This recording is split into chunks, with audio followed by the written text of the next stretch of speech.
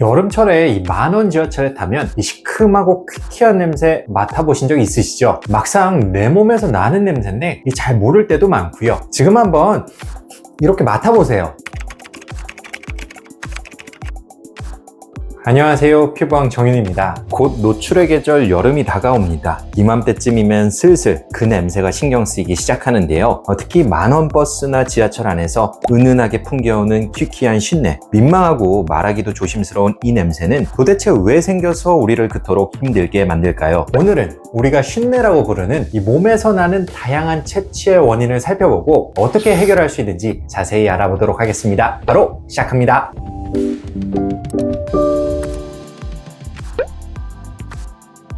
우리가 흔히 말하는 쉰내, 사실 의학적으로 정의된 용어는 아닌데요. 하지만 누군가에게서 풍기는 불쾌한 냄새를 설명할 때 가장 직관적으로 사용하는 말이기도 하죠. 엄밀히 따지면 쉰내는 그 원인에 따라 꽤 다양한 종류로 나눌 수 있습니다. 먼저 암내가 대표적이죠. 암내란 겨드랑이에서 나는 톡 쏘는 냄새를 말하는데요. 아포크린 땀샘에서 나오는 단백질과 지질이 세균에 의해 분해되면서 발생합니다. 헬스장에서 혹은 땀을 흘리고 눅눅해진 옷에서 나는 퀴퀴한 냄새는 땀 냄새 인데요. 에크린 땀샘에서 분비된 땀이 피부 세균과 만나면서 유발되는 냄새입니다. 나이가 들면서 피지 성분이 쉽게 산화되면 기름이 상한 듯한 불쾌한 냄새가 나는데요. 흔히 호라비 냄새, 노인 냄새라고 불리는 냄새가 바로 여기에 해당합니다. 그 외에도 간, 신장, 대사 이상 등으로 몸속에서 생성된 특정 대사산물이 땀이나 숨을 통해 배출되면서 냄새가 나기도 합니다. 이 중에서도 우리가 가장 흔하게 접하는 냄새는 암내, 땀 냄새, 그리고 피지 산패 냄새인데요. 이러한 쉰내는 각각 다른 생리적 기전에 의해 발생하기 때문에 관리 방법과 치료법도 달라질 수밖에 없습니다. 그렇다면 각각 어떤 원인에 의해 생기는지, 어떻게 해결할 수 있는지 하나씩 살펴보도록 하죠.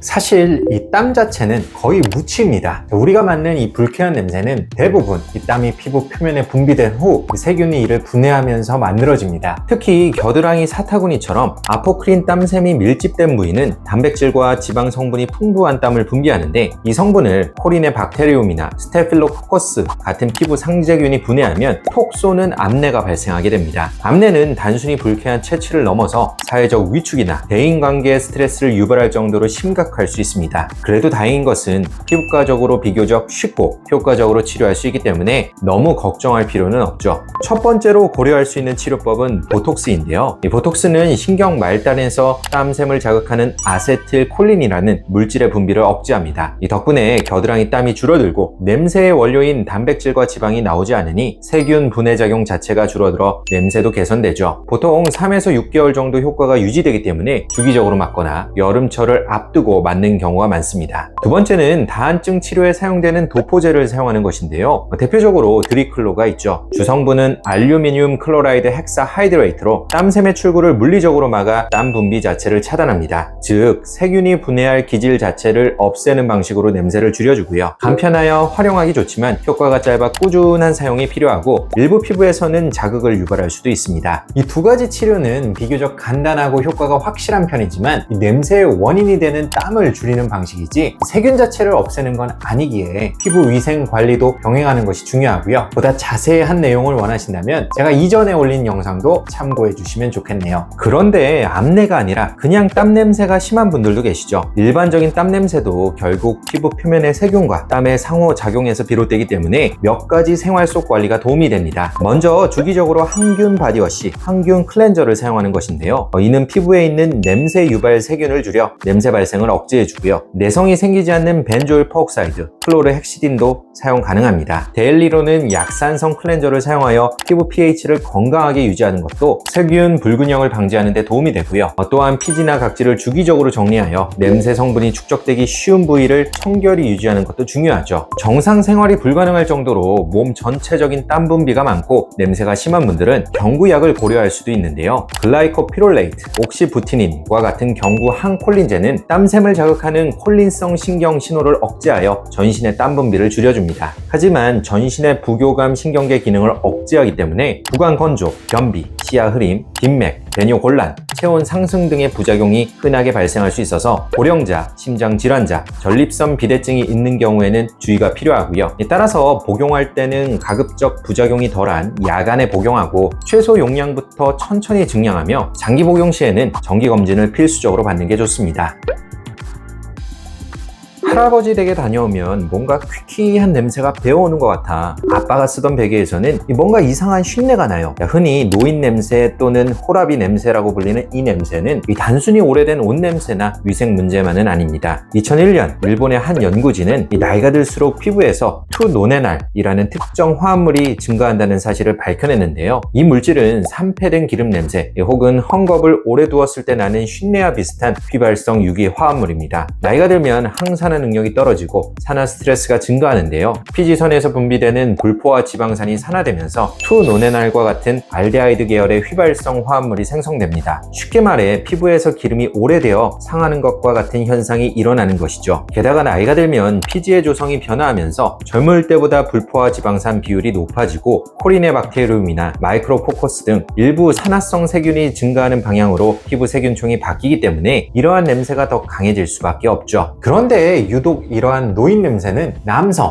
특히 혼자 사는 중장년 남성에게 흔하게 느껴지는데요. 왜 어떤 사람은 냄새가 심하고 어떤 사람은 전혀 그렇지 않을까요? 일단 피지 분비량 차이가 크게 영향을 미칩니다. 이 남성은 나이가 들어도 피지 분비가 상대적으로 유지되지만 여성은 폐경기 이후 피지량이 급격히 줄어들죠. 따라서 남자가 투노네날 생성이 훨씬 더 많을 수밖에 없습니다. 또한 지성 피부일수록 즉 피지 분비가 많은 체질이라면 같은 나이라도 냄새가 더 심할 수 있겠죠. 산화 스트레스도 주요한 원인인데요. 평소 흡연이나 음주가 잦거나 자외선 노출이 많은 경우 항산화 효소의 활성도가 낮아지며 지방산이 더 쉽게 산화되어 냄새가 심해집니다. 평소의 생활 습관과 위생도 중요합니다. 아무래도 혼자 살면 샤워 횟수도 줄고 세탁도 소홀해지기 쉽습니다. 반대로 결혼한 남성은 스스로든 배우자든 위생에 신경 쓸 가능성이 더 높겠죠. 결혼하면 호라비 냄새가 줄어든다는 건 절대로 그냥 하는 이야기가 아닙니다. 그래도 다행인 건 이러한 노인 냄새는 생활 습관과 스킨케어 관리만으로 충분히 예방하고 개선할 수 있는 부분이 많습니다. 잘 씻는 것만큼이나 냄새를 없애는 데 중요한 것이 없습니다. 샤워로 산화된 피지를 물리적으로 제거하는 것만으로도 냄새가 현저히 줄어들고요. 특히 피지선이 발달한 등이나 겨드랑이를 잘 씻어야 합니다. 샤워할 때는 pH 밸런스를 유지하는 약산성 클렌저나 바디워시를 사용하는 것이 좋은데요. 피부 pH가 무너지면 냄새를 유발하는 세균이 번식하기 쉬워지기 때문이죠. 피지의 산화를 막기 위해 평소 비타민 C, 비타민 E, 폴리페놀 등 항산화 식품을 꾸준히 먹는 것도 중요합니다. 흡연과 음주는 산화 스트레스를 높이는 대표적인 생활 습관입니다. 냄새 관리뿐만 아니라 전신 건강을 위해서도 꼭 제한하는 것이 좋습니다. 냄새가 심한 경우에는 투노네날 같은 냄새 분자를 중화하거나 피부 상재균의 과잉 증식을 억제하기 위해 데오도란트나 항균 제품을 사용하는 것이 도움이 됩니다. 따라서 이 노인 냄새, 호라비 냄새는 무조건 나이 탓이라기보다는 피지 산화와 위생 문제, 즉 피부의 환경이 근본적인 문제라 볼 수 있고요. 오늘부터 샤워 횟수 조금만 늘려서 피부를 깨끗하게 유지하고 클렌저를 바꿔보는 것만으로도 노인 냄새는 충분히 관리할 수 있다고 생각을 합니다.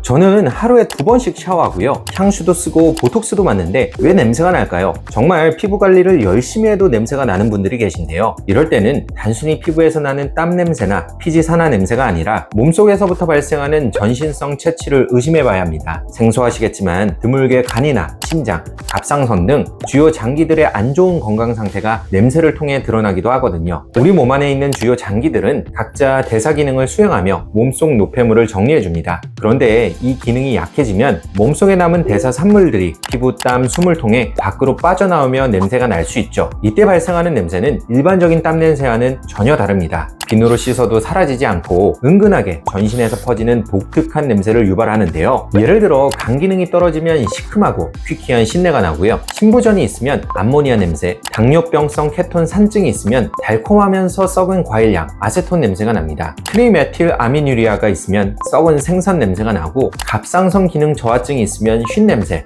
피부 각질 냄새가 날 수 있죠. 이 냄새들은 몸 전체에서 천천히 퍼지면서 특히 땀샘이 많은 등, 가슴, 목, 겨드랑이에서 더 강하게 느껴집니다. 이러한 냄새는 피부 겉에 생긴 게 아니라 이 몸속에서 만들어진 휘발성 물질들이 피부와 땀을 통해 배출되면서 생기는 현상이기 때문에 아무리 샤워를 열심히 해도 비싼 향수를 써도 근본적인 원인을 해결하지 않으면 냄새는 사라지지 않고요. 따라서 냄새가 샤워 후에도 계속 남아있거나 달콤한 과일향, 생선 비린내, 소변 냄새 등 일반적으로 맡기 어려운 냄새가 몸에서 반복되거나 피부 외에 피로감, 체중 변화, 소화 불량 등 전신 증상이 함께 나타난다면 내부 장기 기능에 문제가 있을 수 있기 때문에 반드시 내과 진료를 받아보시는 게 좋고요. 치료 역시 단순하지 않고 혈액 검사, 식습관 교정, 대사 치료 같은 세밀한 접근이 필요합니다. 자, 오늘은 이 누구나 괴로워하는 이 퀴퀴한 신내의 원인과 해결책에 대해서 자세히 알아보았는데요. 신내에도 이 다양한 종류가 있기 때문에 정확한 원인을 찾고 그에 맞는 치료를 진행하는 것이 무엇보다 중요합니다. 단순한 민망함을 넘어서 이 사회생활, 대인 관계에도 영향을 줄 수 있는 만큼 더는 참지 말고 적극적으로 치료해 보시길 바라고요. 올여름은 근본적인 냄새 해결로 자신감 있게 보내셨으면 좋겠네요. 지금까지 피부왕 정윤이었습니다. 감사합니다.